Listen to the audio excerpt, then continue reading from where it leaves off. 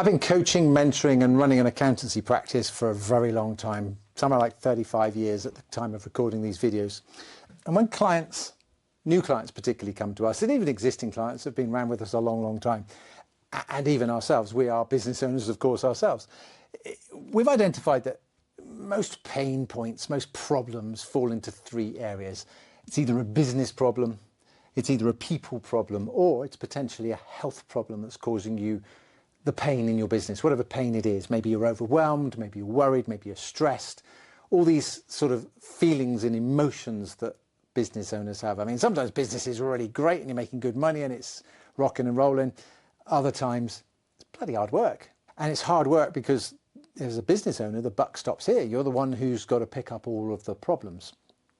And if it's a business problem, that's subdivided often into sales, lack of sales, or lack of consistency. That's quite a popular one that people ask me. They say, I got some sales, but I wish I just had a few more.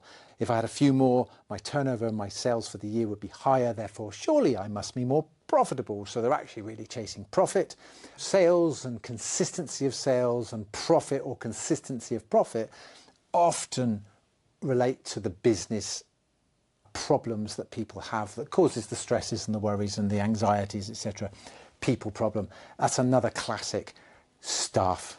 If you've employed staff, I bet you've had a staffing problem at some point. Same goes with customers. If you've been in business for any length of time, you will have had shitty customers. And you may have even had some supplier problems. So your suppliers and your customers and staff people cause you problems along the way.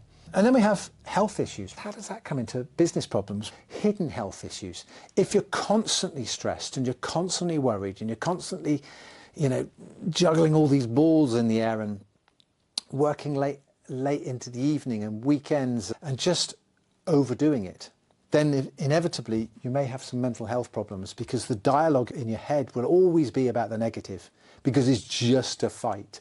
And I've met business owners who have been in the game for years, who have just created a world where life is just one big fight for them. They're fighting their customers, they're fighting their suppliers, they're fighting to make money. And actually, long term, the mental health side that it takes the toll on some people, which is why you hear of a lot of business owners that have heart attacks and things like that, because it's stressful. We got to get rid of that stress. But equally what happens is when you're working long hours and you're putting in the time and you're paying your dues to become a business owner, the diet might slip a little bit extra alcohol. Actually, then you stop exercising and you stop keeping fit and healthy. So the knock-on effect is if we don't solve these problems, then these problems can manifest themselves even bigger. And so one of the tricks, if you like, or the solutions to this is to take charge of the systems in your world. Now, I've just recorded prior to this a video all about accounting systems. So you might have your accounting system over here and you've got your sales and you've got your purchases and your money in and your money out. Go and have a watch that video if you need to improve your accounting system. But if you've got any type of business other than accounting and sales and marketing, which I'll cover in another video, the rest of it falls under business systems.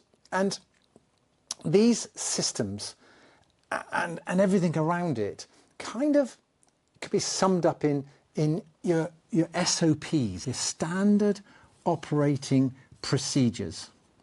And really you should have, even if it's a small business, I mean, myself and Vicky run a very small business. It's me, Vicky, and a couple of people we employ and a few subcontractors as and when we need them. And we have our own standard operating procedures that we do our level best to follow so that we don't slip up.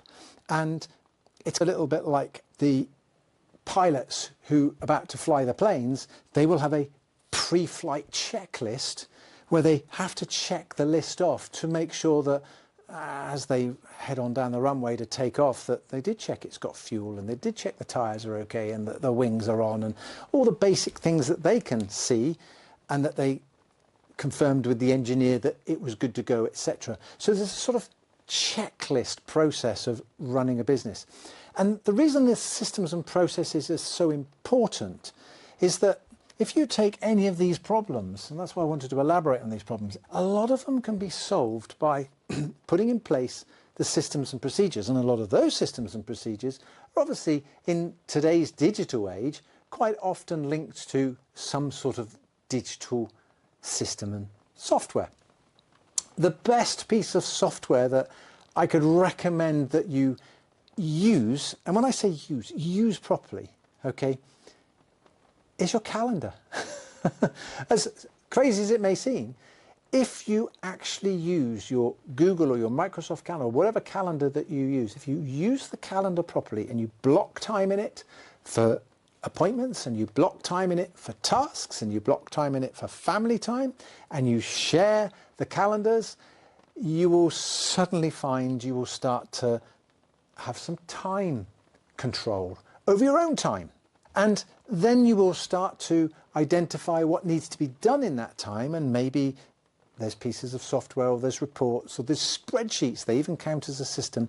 There's a process, an end-to-end process that says, when we bring a client or a customer into our world, this is the process we take them through to get them to agree to a sale, to onboard them, to then look after them, to then ensure that we're delivering a great job. While all that's going on, make sure that we're looking after our staff and make sure we're talking to our suppliers in time. All these little issues are dealt with on a time basis. They can put into the calendar properly and mapped out in advance. And the further you can map things out in advance, the easier the whole of your systems and processes become. Now, I have done this many times over the years, and we've recently just done it in 2025, as I'm recording this. I get a flowchart and use one of the flowchart tools online, and I create a square and a triangle and a circle for all of the things that go on in our world. And this year, because of the introduction of some AI tools that are around and my enthusiasm for technology and AI, I looked at our entire system and I took great chunks of things out of our system. And how I started with is all the tasks that were done manually, I mapped out, along with all the things that were done by computers and digitalization, etc. And I mapped out the customer journey. The customer comes into our world here, we do all this here, this comes over here, they pay us, we do the job, etc., etc. And then we look after them long term. All of this was mapped out on this great big flowchart. And I coloured the things that we did manually in black, just to highlight it on a visual for the page. And there was great chunks of black over here and chunks of black up here. We looked at each of the black areas to see if we could change them for some sort of automation, AI, or literally stop doing it.